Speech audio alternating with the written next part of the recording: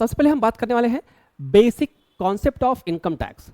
Basic concept of income tax, ठीक है। तो बेसिक कॉन्सेप्ट इनकम टैक्स से क्या क्या है? इनकम, ओनली फॉर इनकम, ठीक है। इनकम कौन कौन से सोर्सेज इनकम कहलाएगी, तभी तो वहां से टैक्स स्टार्ट होगा। तो meaning of income under the income tax head. तो इनकम किस किस हेड से हो सकती है उसके बारे में हम लोग समझेंगे। जैसे आपकी सैलरी आपकी इनकम है, आप बिजनेस कर रहे हो तो बिजनेस से जो प्रॉफिट हो रहा है वो आपकी इनकम है। आप अगर अपना मकान रेंट पे दिए हैं तो रेंट जो आपका आ रहा है वो आपकी इनकम है। आपने कोई पैसा बैंक में जमा कर रखा है, किसी को लोन पे दे रखा है, किसी को इंटरेस्ट पे दे रखा है, तो उससे जो इंटरेस्ट रिसीव हो रहा है वो आपकी इनकम है। आपने कोई जमीन बेचा, आपने कोई कंपनी का शेयर खरीदा है उसको बेचा, तो उससे जो आपकी कैपिटल गेन हो रही है, प्रॉफिट हो रहा है, वो आपकी इनकम है। तो ये सारी चीजें आपकी क्या है? इनकम है। और इस इनकम से जो इस इन्वेस्ट से जो भी इनकम जनरेट होगी, जो भी प्रॉफिट होगी, वो इनकम में आती है। और जो भी आपकी इनकम आती है उस पर इनकम टैक्स गवर्नमेंट को आपको पे करना है। क्लियर? एक चीज और निकल के आती है एग्रीकल्चर इनकम, ठीक है। एग्रीकल्चर इनकम इंडिया में पूरी तरीके से एग्जम्प्ट रखा गया है, बट कुछ केस में यहाँ पे अप्लीकेबल होता है कंडीशन के बेस पे। क्लियर? तो आपको अगर हम बता दें agriculture income earn from the agriculture, ऐसी इनकम जो आप एग्रीकल्चर एक्टिविटी से अर्न कर रहे हो वो आपको इंडिया में एग्जम्प्ट है। जैसे आप अगर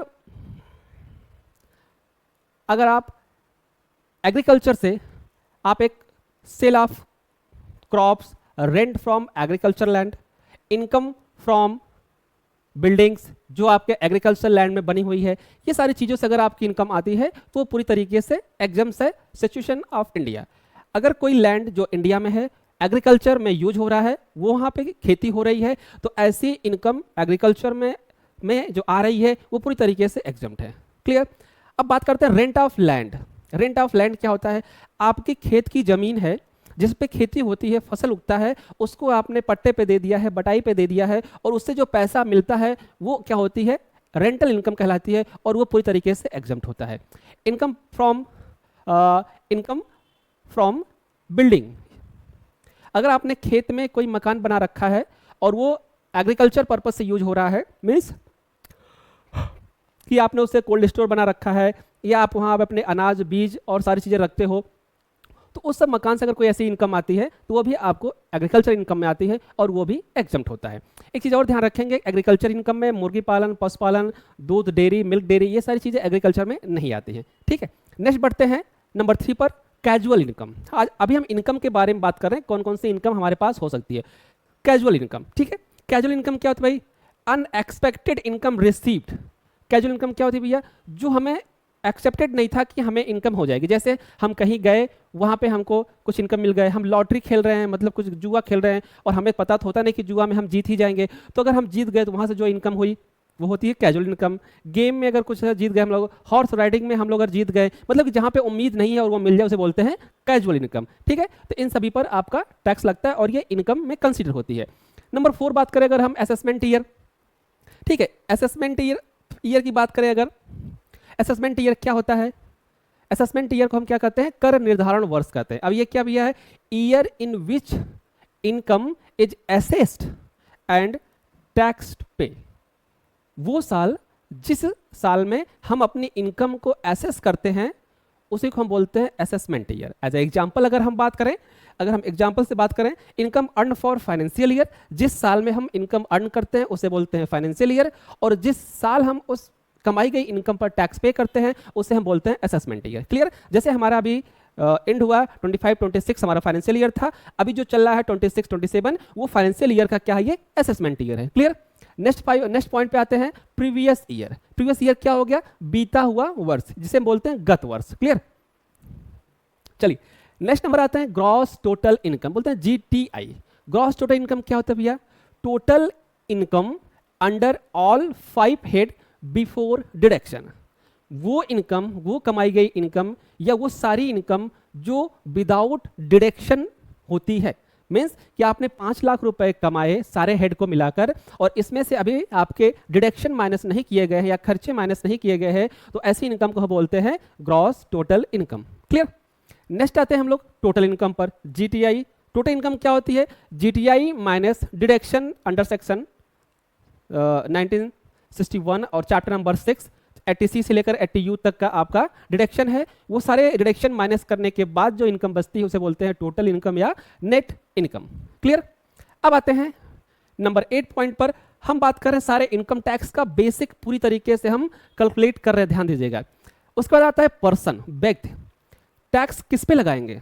तो टैक्स हम सिर्फ एक व्यक्ति पर लगा सकते हैं, ध्यान देना, टैक्स हम सिर्फ एक व्यक्ति पर लगा सकते हैं। हम जानवर पर टैक्स नहीं लगा सकते क्योंकि वो इनकम जनरेट नहीं करता। तो हम अब इसमें कौन कौन सी ऐसी संस्थाएं हैं, बॉडीज है जो जिस पर हम लोग टैक्स कंसीडर करते हैं? तो पहला इंडिविजुअल, जो एक आदमी होता है, एक पर्सन होता है। दूसरा HUF, हिंदू अनडिवाइडेड फैमिली, जो पूरी तरीके से एक फैमिली एक साथ रहती है। तीसरा कंपनी, कंपनी भी एक आर्टिफिशियल पर्सन है। अगला फर्म, फर्म भी एक रजिस्टर्ड पर्सन है। AOP, ये भी एक फर्म है। BOI, ये भी एक फर्म है। और लोकल अथॉरिटी, ये भी एक फर्म है। तो इन सभी पे हम टैक्स अप्लीकेबल करते हैं, इन सभी की इनकम पर हम टैक्स अप्लीकेबल करते हैं। और ये एक प्रकार से क्या है, व्यक्ति के रूप में डिफाइन की गई है, पर्सन के रूप में डिफाइन की गई है। नेक्स्ट नंबर बात करेंगे टैक्स इवीजन। टैक्स इवीजन क्या होता है? टैक्स चोरी। टैक्स इवीजन मतलब क्या होता है? टैक्स चोरी, illegal method of avoiding tax. ऐसी प्रक्रिया, ऐसे आपके काम जो टैक्स चोरी करने में काम आते हैं उसे बोलते हैं इनलीगल एक्टिविटीज और टैक्स इवेजन। मतलब कि आपकी इनकम 15 लाख रुपए है और आप उस इनकम को 10 लाख रुपए शो कर रहे हो, बाकी 5 लाख रुपए आप गवर्नमेंट को नहीं दिखा रहे हो, तो इसे बोलते हैं टैक्स इवेजन। क्लियर?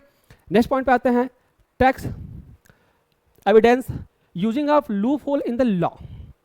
ठीक है, तो एक हो गया टैक्स इवेजन जो डायरेक्टली हम टैक्स चोरी करते हैं, और एक होता है टैक्स एविडेंस, मीन्स कि हम जो टैक्स बचाते हैं, जो हम टैक्स बचाते हैं। जैसे कि कोई भी वकील क्या करता है, एक गुनहगार को वकील छुड़वा सकता है यह जानते हुए भी कि उसने मर्डर किया है। तो कैसे वकील कैसे छुड़वा सकता है? तो लॉ के अधिनियम में, कॉन्स्टिट्यूशन में जो लूप होल है, उस लूप होल के आधार पर हम लोग क्या करते हैं, क्लाइंट की जमानत कराते हैं। उसी तरीके से इनकम टैक्स में हम लोग चोरी ना करके हम लोग क्या करते हैं, उस लूप होल, सेक्शन एक्ट धारा का लूप होल का यूज करके अपने टैक्सेबल इनकम को हम लोग क्या करते हैं, कम कर देते हैं। ठीक है, तो ये होता है टैक्स एडवाइस। नेक्स्ट आता है आपके पास टैक्स प्लानिंग। टैक्स प्लानिंग क्या भैया? Legal arrangement to maximum tax, sorry minimum tax, legal arrangement to minimum tax means कि एक लीगल वे में हम अपने टैक्स को कम करने के लिए पहले से जो प्लानिंग करते हैं उसे बोलते हैं अरेंजमेंट। मीन्स हमको पता है कि हमारी टैक्स लायबिलिटी 15 लाख के ऊपर जा रही है, तो हम क्या करेंगे, जो लीगल तरीके से इनकम टैक्स एक्ट में दिया गया उसके तरीके से हम अपनी टैक्स प्लानिंग करेंगे, और टैक्स प्लानिंग के तहत हम एक अरेंजमेंट करेंगे कि हमारी टैक्स लायबिलिटी मिनिमम आए, कम से कम आए। क्लियर? नेक्स्ट पॉइंट है बेसिक चार्ज। बेसिक चार्ज क्या होता है? जो छोटे छोटे चार्ज अप्लीकेबल होते हैं। सेक्शन 4 इनकम टैक्स चार्ज, ठीक है, section 4 income tax charge on the total income, जो टोटल इनकम पे टैक्स लगता है। नेक्स्ट है scope of the total income, income taxable depending on the residential status. ध्यान दीजिएगा, जो टैक्स हम लगाते हैं, जो हम टैक्स लगाते हैं, वो टैक्स का कैलकुलेशन कहाँ से होता है? वो टैक्स का कैलकुलेशन होता है उस आदमी के रेजिडेंशियल स्टेटस के आधार पर। जिस व्यक्ति पर हम टैक्स लगाते हैं, जिसकी आय का हम असेसमेंट करते हैं, उसकी आय का असेसमेंट रेजिडेंशियल स्टेटस के आधार पर किया जाता है कि वह व्यक्ति इंडिया में रहा है या नहीं रहा है, वह निवासी है या निवासी नहीं है। अब निवासी के आधार पर आप नागरिकता की बात नहीं करेंगे, निवासी में नागरिकता का कोई मतलब नहीं है, सिटीजनशिप का कोई मतलब नहीं है। क्लियर? एक भारतीय भी अनिवासी हो सकता है और एक बाहर का व्यक्ति भी निवासी हो सकता है इनकम टैक्स के अंतर्गत। अब नेक्स्ट है रेजिडेंशियल स्टेटस। हमको पता कैसे चलेगा कि निवासी स्थिति, किसी व्यक्ति की निवासी स्थिति के बारे में हम कैसे पता करेंगे? ठीक है, समझिए, निवासी दो तरीके से मानते हैं, लेकिन अगर उसमें हम बाइफरकेट करते हैं तो वो 3 तरीके से निकल के आते हैं। पहला है NRI, ठीक है, रेजिडेंस एंड ऑर्डिनरी रेजिडेंस बोलते हैं ROR, residence but not ordinary बोलते हैं RNOR, और नॉन रेजिडेंस बोलते हैं NRI, जिसे बोलते हैं मतलब को है भारतीय बट रहता है अमेरिका में और कभी कभी आता है, इसे बोलते हैं NRI। क्लियर? तो NRI की इनकम पर टैक्स नहीं लगता है, अगर NRI जो पैसा यहाँ पे भेज रहा है उस पर टैक्स नहीं लगता है। क्लियर? चलिए नेक्स्ट बात करते हैं एग्जाम्प्ट इनकम पर। इनकम टैक्स में कौन कौन सी इनकम जो है वो एग्जाम्प्ट है। सबसे पहले बात करेंगे income tax not including the total income. ऐसी कौन सी इनकम जो टोटल इनकम में इंक्लूड नहीं होती? ध्यान देखना, जो भी इनकम टोटल में इंक्लूड होगी, मतलब आपकी इनकम में, आपकी आय में इंक्लूड होगी, वो टैक्सेबल होगी, और जो नहीं होगी वो टैक्सेबल नहीं होगी। जैसे एग्रीकल्चर इनकम आपके टोटल इनकम में नहीं आती है, क्रिएशन अलाउंस ये भी नहीं आता, और स्कॉलरशिप जो बच्चों को मिलती है वो भी नहीं आता है। अच्छा, एक क्वेश्चन यहाँ पे उठता है कि मान लीजिए किसी व्यक्ति को गवर्नमेंट ने सहायता दे दिया, बाढ़ पीड़ित हो गया, या उसके यहाँ आग लग गई है, या उसकी मृत्यु हो गई, एक्सीडेंटल हो गया, इंश्योरेंस मिल रहा, वृद्धा पेंशन है, ये सब क्या है, ये सब पे टैक्स नहीं लगता है। जो सहायता रूप गवर्नमेंट की तरफ से प्रोवाइड किया जाता है उस पर टैक्स नहीं लगता है। क्लियर? चलिए, हम जो बात कर रहे थे income tax act 1961 chapter number 6 deduction 80C से लेकर 80U तक का जो डिडक्शन है यहाँ पे हमें देखने को मिलता है। ये इंपॉर्टेंट सेक्शन है 80C, 80D, 80G, 80TTA, 80TTB। ये क्या भैया? ये है आपके deduction from the gross total income. ये डिडक्शन आपके ग्रॉस टोटल इनकम में ऐड होता है। 80C आप लोग समझते हैं लाइफ इंश्योरेंस बीमा, 80D आपका मेडिकल है, 80G आपका डोनेशन है, 80TTA आपका सेविंग इंटरेस्ट है, और 80TTA सीनियर सिटीजन का इंटरेस्ट है। ठीक है, तो ये आपका क्या है? डिडक्शन है। क्लियर? बेसिक कॉन्सेप्ट क्लियर हुआ? ये पूरा इनकम टैक्स का बेसिक इंट्रोडक्शन था। ये इनकम टैक्स में क्या चीजें होती हैं। ओके, चलिए हम लोग स्टार्ट करते हैं unit second. Unit second, head of income. हम बात करने वाले हैं हेड ऑफ इनकम की। Clear? Unit second income tax BCom 6 semester और head of income second unit. सबसे पहले हम बात करेंगे, सबसे पहला head income from salary. Income from salary, income from salary, salary का जो पार्ट है वो सेक्शन 15 to 17 के अंतर्गत आता है। 15 to 17 के अंतर्गत आपको सैलरी को देखने को मिलेगा। जैसे कभी कभी एग्जाम में या इंटरव्यू में पूछा जाता है कि सैलरी किस सेक्शन में आती है, तो सैलरी सेक्शन 17 में आती है। सैलरी किस में आती है? सेक्शन 17 में आती है। पेंशन किस में आती है? 17(1) में आती है। ग्रेजुटी किस में आती है? सेक्शन 17(2) में आती है। मतलब कि ये प्रकार से सैलरी का जो सेक्शन है वो सेक्शन 17 है। क्लियर? चलिए टॉपिक की बात करते हैं हम लोग। जो सैलरी की बात करते हैं, व्हाट इज सैलरी? तो बेसिक सैलरी, डीए, बोनस और कमीशन को मिलाकर क्या बनता है? सैलरी। अगर हम बात करें, सैलरी इक्वल बेसिक पे, डियरनेस अलाउंस, बोनस और कमीशन, इनको मिलाकर चारों को आपकी सैलरी बनती है, या कह सकते हैं कि इस इनकम को मिलाकर हम इसको सैलरी बोलते हैं। क्लियर? चलिए, उसके बाद आपका होता है एचआरए। एचआरए ये सारे ऐड होते हैं पर एक्चुअल में चीजें वहां पे है। तो ये आपका क्या है? अलाउंस है। ये आपका क्या है? भत्ता, अलाउंस। ठीक है, एचआरए, प्रोक्रेस्टी, provident fund, gratuity, pension, leave achievement, ये सारे उसी में आते हैं। ठीक है, चलिए हम बात करें income from house property, second income. Second income क्या है? फर्स्ट हो गया सैलरी, और सेकंड इनकम क्या है? Income from house property. ये हेड है। ये बात करता है सेक्शन 22 से लेकर 27 तक। इनकम फ्रॉम हाउस प्रॉपर्टी का सेक्शन क्या है? सेक्शन 2 से लेकर 27 तक। अब ये क्या है टॉपिक हमारी, इसमें क्या क्या आएगी? पहला एनुअल वैल्यू। एनुअल वैल्यू क्या होता है? जो साल भर में आपकी जो रेंटल इनकम ऐड होती है उसी बोलते हैं एनुअल वैल्यू। मतलब कि अगर आपकी 5,000 रुपए की रेंट आ रही है तो गुड़े 12, 12 पच्चे 60, ये 60,000 रुपए आपके क्या हो गई? एनुअल वैल्यू हो गई। क्लियर? अब बात करें self occupied home. Self occupied मतलब क्या होता है भैया? कि आप उसमें खुद के रह रहे हो, किसी को रेंट पे नहीं दिए हो। लेट आउट क्या होता है? रेंट, मतलब आपने मकान को क्या कर दिया है? रेंट पे उठा रखा है। म्युनिसिपल टैक्स क्या होता है? अगर आप नगर निगम में आपका मकान है, आवास विकास में है, एलडीए में है आपका मकान है, तो गवर्नमेंट क्या करती है? हाउस टैक्स रिसीव करती है। क्लियर? तो ये पे हाउस टैक्स पे किया जाता है। अगला है स्टैंडर्ड डिडक्शन। ये गवर्नमेंट आपको प्रोवाइड करती है ऑटो मोड में कि आपकी एनुअल वैल्यू में ऑटोमेटिक स्टैंडर्ड डिडक्शन 30% गवर्नमेंट क्या करती है? डिडक्शन प्रोवाइड करती है, छूट प्रोवाइड करती है 30% एनुअल वैल्यू का। किसका? एनुअल वैल्यू का 30%। ठीक है, interest on the housing loan, ये भी आपका क्या है? डिडक्शन है। अगर आपका मकान है और उस मकान पे लोन चल रहा है, परचेजिंग लोन या कंस्ट्रक्शन लोन, तो उस लोन का जो इंटरेस्ट होगा वो भी गवर्नमेंट क्या करती है? छूट प्रोवाइड करती है। क्लियर? चलिए नेक्स्ट इनकम में आ गया आपका profit and gain from business or profession, इसे बोलते हैं PGBP। क्लियर? ये सेक्शन है 28 से लेकर 44 तक। प्रोफेशन, सॉरी गलत, profit and gains from business and profession. Clear? इसमें है, और ये सेक्शन है 28 से लेकर 44 तक। क्लियर?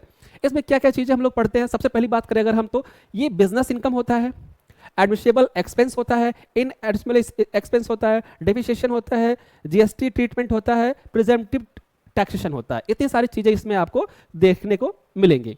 नेक्स्ट हम बात करें कैपिटल गेन। कैपिटल गेन क्या होता है भैया?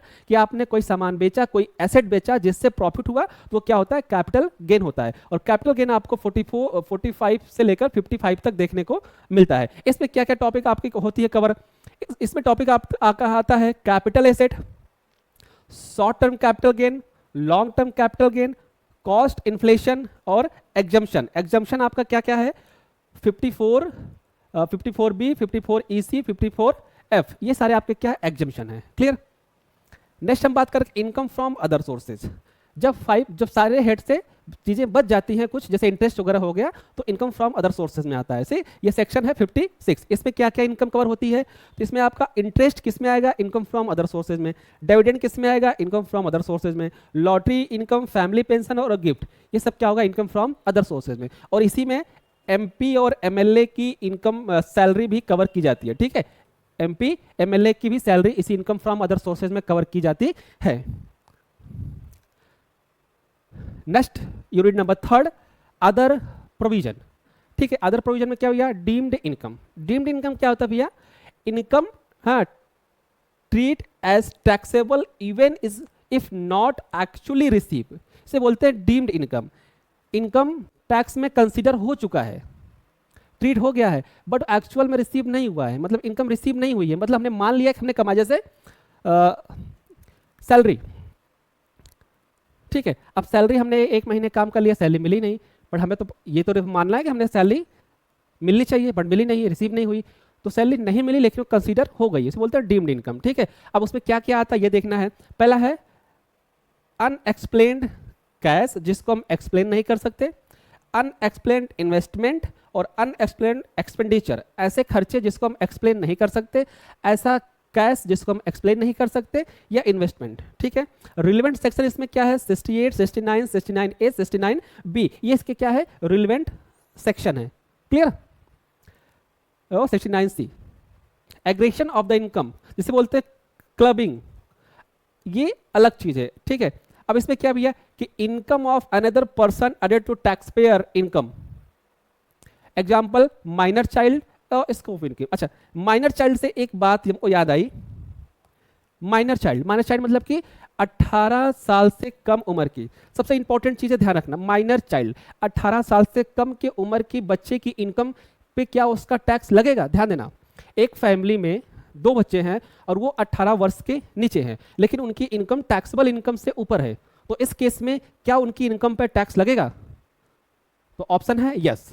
कंडीशन है, क्या है, कंडीशन क्या है, उसकी सारी इनकम में 1500 रुपए माइनस कर दिया जाएगा, उसकी सारी इनकम में 1500 रुपए माइनस कर दिया जाएगा, और जितनी भी इनकम बचेगी उसके फादर के इनकम में ऐड करके टैक्सेबल कर दिया जाएगा। बात समझ में आई। माइनर चाइल्ड जो अर्निंग है या अर्न कर रहा है, उसकी एज 18 साल से कम है और वो फैमिली में पैसा अर्न कर रहा है, पैसा कमा रहा है, तो इस केस में उसकी इनकम पर टैक्स लगेगा कंडीशन के हिसाब से। क्लियर। कंडीशन क्या है कि जितनी भी उसकी इनकम है, उस इनकम में एग्जाम्पशन क्राइटेरिया कितनी है, 1500 रुपए। 1500 रुपए माइनस करके बाकी जितनी इनकम बचेगी वो उसकी फादर की इनकम में ऐड कर दिया जाएगा, क्योंकि वो माइनर है, उसके बाद पैन कार्ड नहीं होगा और वो उसको टैक्सेबल नहीं कर सकते, तो इसलिए हम मान लेते हैं कि वो इनकम जो बची उसकी फादर की इनकम है, तो इसलिए उसकी इनकम को उसकी फादर की इनकम में ऐड कर टैक्सेबल कर दिया जाता है। ये चीज आप नोट करिएगा। सबसे इंपॉर्टेंट चीज, सबसे इंपॉर्टेंट फैक्टर आपको पता होना चाहिए, एडजस्टमेंट सबसे इंपॉर्टेंट। अगर आप बिजनेसमैन हैं, अगर आप एक प्रोफेशनल हैं, अगर आप एक अकाउंटेंट हैं, सबसे इंपॉर्टेंट चीज ये है set of and carry forward losses. आपके बिजनेस का लॉस, आपके प्रॉपर्टी का लॉस, आपके कैपिटल का लॉस, सिचुएशन लॉस, आप कितने साल तक उस लॉस को कैरी फॉरवर्ड कर सकते हैं, सबसे इंपॉर्टेंट चीज है। सबको नहीं पता होता है कि लॉस कैरी फॉरवर्ड कितने साल तक किया जा सकता है, तो ध्यान दीजिएगा, सबसे इंपॉर्टेंट चीज है। अगर आप हाउस प्रॉपर्टी लॉस की बात कर रहे हो, मतलब कि मकान के लॉस की बात कर रहे हो, तो आप 8 साल तक कैरी फॉरवर्ड कर सकते हो। बिजनेस लॉस की बात कर रहे हो तो 8 साल तक आप कैरी फॉरवर्ड कर सकते हो, और अगर स्प्लेशन उस लॉस ऐसा है तो वो 4 ईयर तक कर सकते हो, 4 साल तक कर सकते हो, और कैपिटल लॉस आपका 8 साल तक कर सकते हो। मींस अगर मिनिमम एवरेज बात करें तो आप अपने सभी लॉस को 8 साल तक कैरी फॉरवर्ड कर सकते हो। मींस कि अगर आपके फाइनेंशियल ईयर 25-26 में 2 लाख रुपए का बिजनेस लॉस में चल रहा है, तो उस लॉस को आप अगले साल कैरी फॉरवर्ड करोगे। कैरी फॉरवर्ड मींस कि अगर अगले साल भी आपका लॉस हुआ, अगले साल भी आपका लॉस हो गया, तो आप क्या करोगे, 2 लाख यहां लॉस हुआ था, 3 लाख इस साल लॉस हो गया तो 5 लाख, फिर वो 5 लाख कैरी फॉरवर्ड हो गया अगले फाइनेंशियल ईयर 28-29 में। तो इस तरीके से आप 8 साल तक अपने लॉस को कैरी फॉरवर्ड कर सकते हो। ये चीज आप नोट करिएगा। टैक्स अथॉरिटीज क्या होती है, इनकम टैक्स डिपार्टमेंट स्ट्रक्चर क्या भी है, सीबीडीटी, ठीक है, ये इनकम टैक्स का स्ट्रक्चर है। प्रिंसिपल चीफ कमिश्नर, कमिश्नरेट और असेसिंग ऑफिसर, ये 4 बॉडी होती है जो इनकम टैक्स को असेस करती है। क्लियर। असेसमेंट प्रोसीजर क्या भी है, देखो पहला है आप सेल्फ असेसमेंट कर सकते हैं, रेगुलर असेसमेंट कर सकते हैं, री असेसमेंट कर सकते हैं और बेस्ट जजमेंट असेसमेंट कर सकते हैं। क्लियर। तो ये आपका इनकम टैक्स का जजमेंट है। ओके।